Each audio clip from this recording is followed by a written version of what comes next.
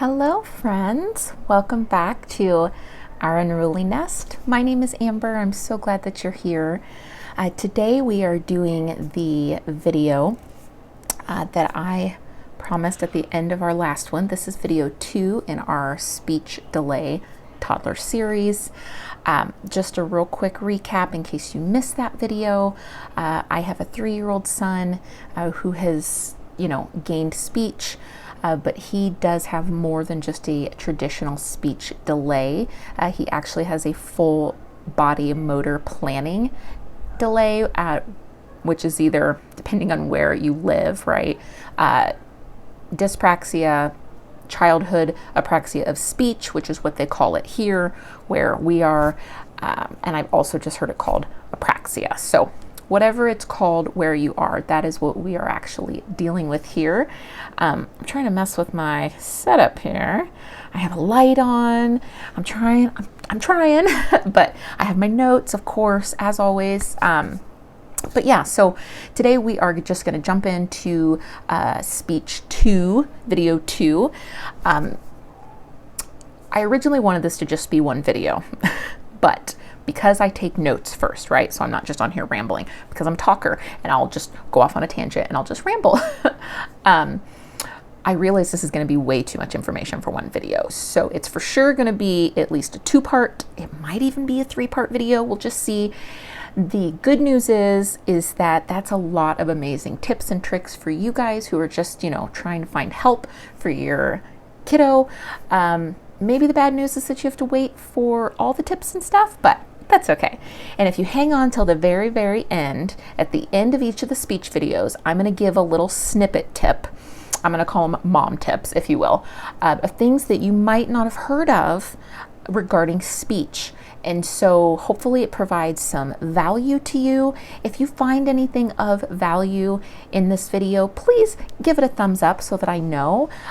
Like, subscribe, all the things for the YouTubes, just so more people can find me, so that hopefully our mama community can grow. So, okay, let's get into this. So, I already mentioned this is going to be way too much for just one video. So this is going to be at least 2 videos. It might be 3 videos, but that's okay.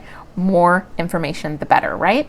So hopefully everybody knows what we are dealing with as far as in context with my son, because if not, this might seem a little strange that we're just jumping straight into it, but definitely go check out the introduction to the speech series video, and that'll give you my son's backstory. About 30 minutes worth, actually. Okay, so I want to remind everybody, I am not a speech pathologist, not a speech therapist, okay? This in no way, shape, or form should replace you being, you hiring an actual trained speech therapist to evaluate and work with your child if that's what you think that they need. I am simply a mom who has been through a lot with her son, and in a time where the virus had everything shut down, I had to learn how to help my child until in-person services were back in place. And guys, that was almost 2 years of Zoom and virtual, so I just had to get creative. So that is where I'm coming from, in a place to help from this video. I am not a speech therapist. I have a background in child psychology, not in speech. I'm just a mom. So hopefully I can still help you. Okay, so some of the tips that absolutely helped us, that were crucial for my son to go from no words at age 2 for sure. No words, 0 words. And then between age 2 and age 2.5, he periodically had about 3 different words, more in reference to food, duck and black. And interestingly enough, he struggled with the k, and we will actually talk about the touch cues, and yet his first words had the k sound. So super interesting. But okay, so what worked for him? So the first tip that we are going to discuss, I touched on a little bit in the last video. So the first thing that our amazing speech therapist did, she told us that we had a choice between 2 phrases that we would use obsessively with everything. She was not kidding. but it was to create an anticipation and a pause that we would grow longer and longer and longer to encourage him to fill in that word, which in our case is go, but it can also be 3. So the 2 choices that she gave us were ready, set, go, or same thing, but 1, 2, 3, right? So that was the very first thing. She started with him on day 1. And I remember thinking, what? You know, like she was doing it like with a car. And so it fit that scenario, you know, like ready, set, go, you know, like with a car. But then she was doing it with everything, right? She would stack up blocks, you know, and she would stack 1 and she would stack 2. And then she would look at him and she would make him, you know, indicate in some way for more, which the sign for more is more. He didn't know signs yet though. But eventually, right, it was signing. In the beginning, I think he would point, but that was his way of communicating, so that was okay. He would also just, you know, look with his eyes, you know, and again, that was his way of communicating. As long as he was communicating, because you want them to get the hang of communication is 2 ways, right? I know it seems weird, and you're like, but why does this matter? I just want my child to talk. If you watch any speech therapists on YouTube or you hire one like we did, that's the first thing that they tell you. There are pre-verbal parts to speech, and one of them, a crucial one, is your child has to learn how to imitate. But also, your child has to learn and understand that communication is a give and take, right? So if they are communicating by pointing with their eyes in any way, that is still communication. Those are pre-verbal skills, according to our speech therapist, that are positive signs that speech is coming. You just have to work on it and develop it. So the ready, set, go, right? The block stacking, you know, and she would look for those visual cues that he was communicating before he had words or signs, you know, and he would, and so, you know, she would go up, up, up, exclamatory words with pauses. We will come back to those. And then, you know, he would get super excited, right? You know, and she would get her hand and, you know, clearly, right, she's going to knock it down. What little kid doesn't like to crash things, especially little boys? So, you know, they would do the building and she'd go, ready, set, and, you know, super excited face, right? You know, very, very, it's already here. Words are hard. If I ever do merch, I want to make a shirt that says words are hard. Anticipating. Anticipatory. Yeah, I'm a homeschool mom. That makes me feel confident. I can't think of the words. Okay, whatever. You guys get the idea. Ready, set, and then go. And then she would crash, and then crash, pop, and just working in exclamatory words. But that ready, set, go. That's what we chose over the 1, 2, 3. But as I mentioned in that previous video, we used it for everything. Playtime, right? Getting into the car seat, swinging, sliding. I mean, any way you can work in that ready, set, go. And they come to expect. They know what's coming. It is so much repetition. Eventually, right? That pause between set and go gets longer and longer and longer. And the idea is one day, they will too. I remember as clear as day, the very first time he did it, he looked at me and went, go. And it almost startled him, like, did I do that? It becomes so automatic because they have heard it so many times. You guys, this is such an amazing place to start, and you can do it today, right now. You can do it right now. Anything you can think of, okay? Any type of play. Hot Wheel cars, right? Ready, set, go. You know, you're playing with puzzles, teddy bears, I mean, anything, right? You're at the playground, you're running, you know, you're doing yard work, you're doing laundry. My son likes to throw the laundry in the washer. Ready, set, go, mama, go. Now, that's not where we started though. It's just such an amazing tool. I probably hit my mic, sorry. It's just such an amazing tool, okay? But if you work it into already established routines, that is mom tip number one. It's not the like special tip at the end, but mom tip number one. Work it into routines that you already have, right? Cooking, laundry, brushing your teeth, strapping into a car seat, right? Anything that you already do with your child every single day, find a way to incorporate ready, set, go. And you want it to be enthusiastic, exciting. My son, he has an electric toothbrush, right? And he knows you click it once, the light comes on. You click it twice, the vibration turns on. Even so, that's a perfect example, right? Because we already have a toothbrushing routine. So ready, click it, the light comes on. Set,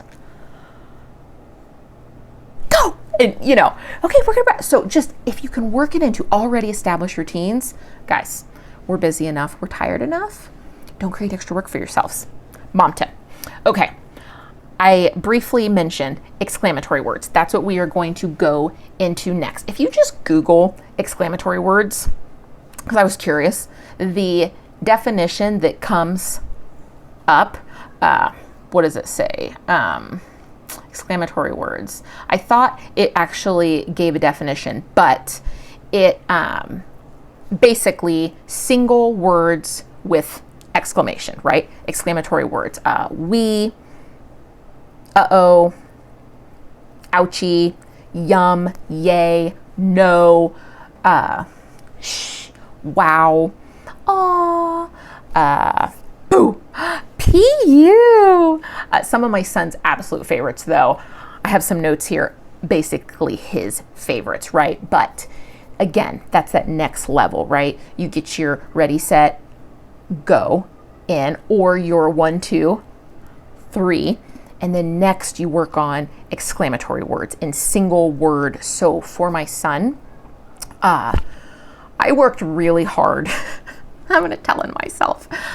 I was that parent that when I was pregnant with my first child, my daughter, I'm like, I know exactly how I'm going to parent, and I'm never going to do this, and I'm going to do this. Remember, child psychology background.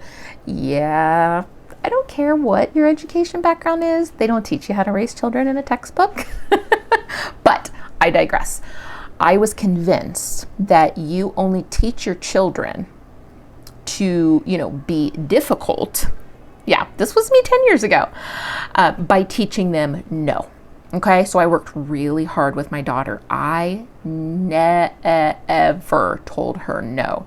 I would reframe it, not for you, not right now, not this time. I never would say no, because I was taught in a, higher education setting that just saying no to your child all the time teaches them to just tell you no, no, no. So I did this with my son, right? It worked beautifully with my daughter. Started this with my son, same thing, not for you, not right now, not for you. And then in comes speech, okay? Exclamatory words. What's the first thing she tells me to do? Anybody else laughing yet? Use no. It's the easiest exclamatory word for a speech delayed toddler to pick up. No. Within 2 days, she had my son. Now, granted, he couldn't say it yet because of the motor planning, but he knew. No receptive delay, just an expressive. So he would go like this for yes, and no became. That's all we got after our second speech therapy visit. And then when he could, no. If I opened my door right now and I said, hey, buddy, I want you to come in here. He'd come in here, and I'd be like, oh, didn't he? No. It's his favorite word even now. Teenagers. So, my friends, exclamatory words. I'm just going to read these real quick. We, if you're swinging, that was one of my son's favorite things, right? We would swing him and we, yay, we. 2 exclamatory words just from swinging. Do you take your child to the park? Do you push him on the swing? Work it into an already established routine. Work smarter, not harder, my friends. Uh-oh. My speech therapist used that one a lot. Uh-oh. She'd knock something over. Uh-oh. Uh-oh. kids love to say uh-oh. Love it. Ouchie. This is a sign for boo-boo, by the way. Before he had the word, everything. He would point, boo-boo. So, ouchie, great exclamatory word. Ow. Again, ow. He would do boo-boo for ow until he had the word ow, ow, ow. Everything is an ow, of course. He's 3. He wants Band-Aids for everything. Yippee, yippee, or yoo-hoo. Mickey, Minnie Mouse, yoo-hoo. He loves it. Singing, la, la, la. Fun fact, a lot of speech-delayed kiddos will sing before they actually talk. It uses different parts of the brain. It's different motor planning, I guess. Our speech therapist actually told me that my son did sing before he ever spoke. Okay. Ugh, a mad sound like ugh, ugh. It's an exclamatory word. Wow. Nai-nai for night-night. Yay. Oh, drinking. Gulp. We were working on imitation. It's probably an apraxia thing, but maybe not. But he would take a drink and I'd go glug, glug, gulp. And he'd, gulp, gulp. And it got him trying to do the g sound, so scary. Eek! Ah! Home Alone. My husband taught him the ah! That was one of the first things that he did. That is an exclamatory word. It gets them in the, oh, I can communicate with my mouth. Ta-da, ta-da! And his favorite, every time we would change his diaper, again, work it into an already established routine, okay? We would change his diaper. Stinky poo-poo, pee-you! And he'd giggle and loved it. And eventually, he'd go, pee-you! So it does work. Exclamatory words work super, super well. Google it, look it up. That is my next tip. Get your ready, set, go. Just start doing it constantly and then start working on exclamatory words. Single words, exclamatory words. I'm going to list a website below in the description box for you that I found an incredibly helpful tool for exclamatory words. It's actually just a really helpful speech website in general, but I'm going to link it specifically for more professionally delivered information on exclamatory words. Huge, huge critical point for speech, guys. All right, we're already at about 17 minutes. I think we're going to go through one more and then we're going to stop. Okay, single words. Exclamatory words and single words, not necessarily the same thing. They are to a point, right? But you can do so much more with single words than just exclamatory words, right? Hi, bye, a big one. The sign, by the way, does your kid like bubbles? Most kids like bubbles, and it's a great speech therapy tool because you get them to work on blowing, right? To blow the bubbles. They're so focused on the bubbles, they're not even paying attention that they're working all these muscles. They're motor planning, they're working on this. So bubbles, but the sign for bubbles is bubbles. And then my son's favorite thing, right? We would blow and, I'd go, okay, get him. And then we would, try to get him and go pop and like pop our mouth, pop, pop, or you can clap, pop, just to get them. Pop is such a fun word to say for kids. Pop, or something like that. But single words or sounds even. My son was obsessed with farm animals. I say was, he still is. I live in the middle of farm country. Like you can't leave my driveway without seeing cows. I mean, it's, we live in the middle. So horses and cows pretty much everywhere.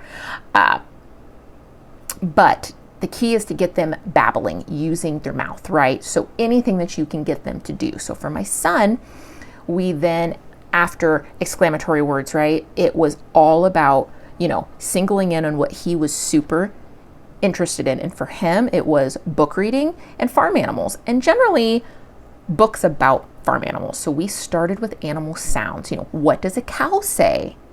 And you wait and you give that long pause. That's right, moo. Or, what does a sheep say? Bah. What does a pig say? Oink, oink. So we started using then single words, the bubbles, pop, hi, bye, night, night, technically, saying it twice, but it's one word, exclamatory words, but then some, if that makes sense. So those single words, it gives them a chance to get excited, to imitate what you're doing. I don't necessarily know how it all works because I'm not a speech therapist. I just know that it works because it worked for my son. And my son has more than just a speech delay. He has an actual full body motor planning delay. He has apraxia, which is way more severe than just a traditional speech delay. So we also did anything with our mouth that would engage him to use his mouth. So clicking, smacking our lips. My lips are dry, so I'm like, but la, la, la. There's a book by Sandra, I forget her name, but it's the one where it's like, 3 little pigs say la, la, la. No, you say that's not right. I pretty much have it memorized, but it's just this cute, short little book. I'll list it in the doobly-doo, whatever, down below. But yeah, so animal sounds, train sounds, any kind of sounds, anything with your mouth, blowing bubbles, pop, exclamatory signs, Amber, exclamatory words.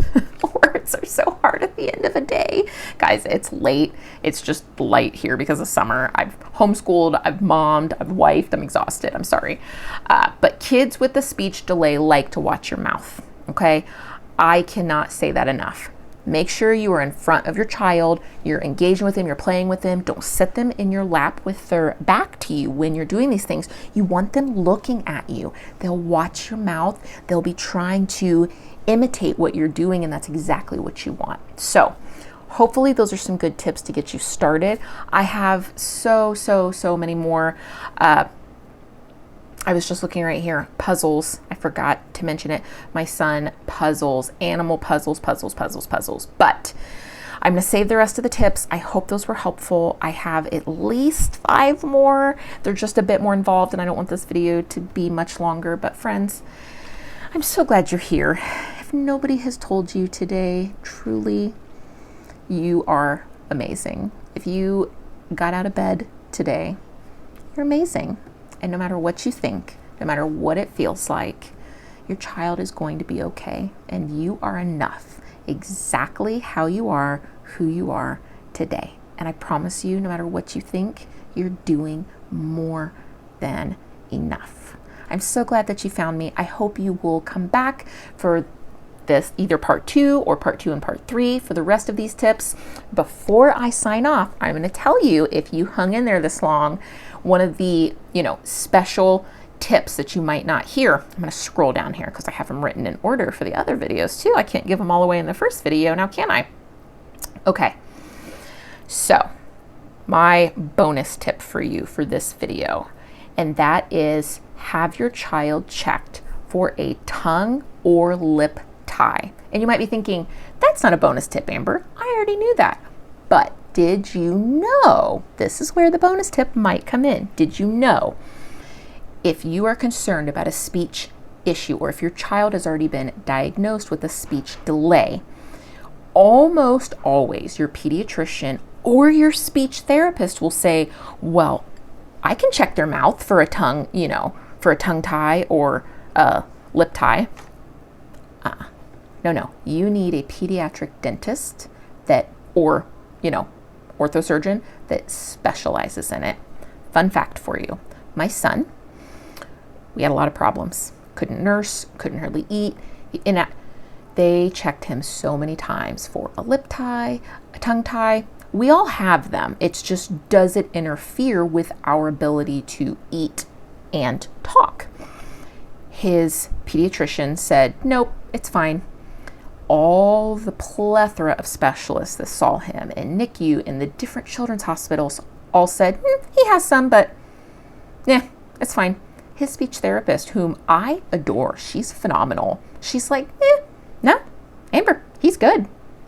Went to a pediatric dentist for the first time, and the pediatric dentist said, you said he's speech delayed? And I said, yeah. And he said, I have a friend who actually specializes in tongue and lip ties.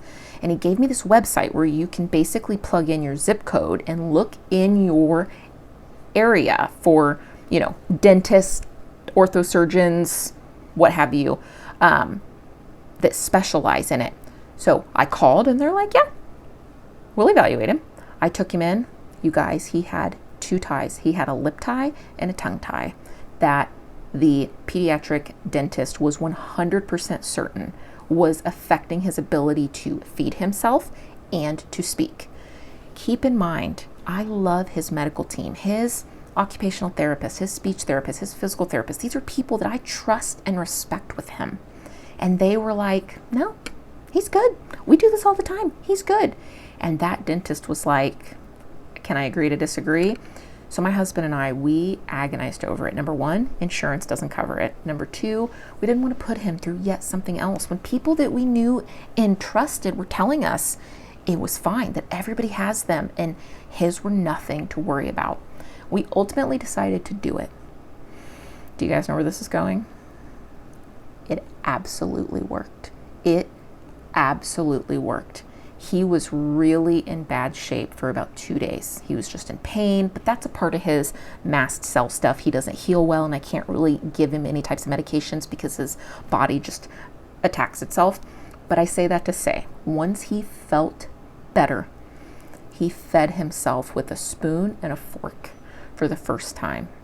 And within 2 weeks, he said his first 3-word phrase.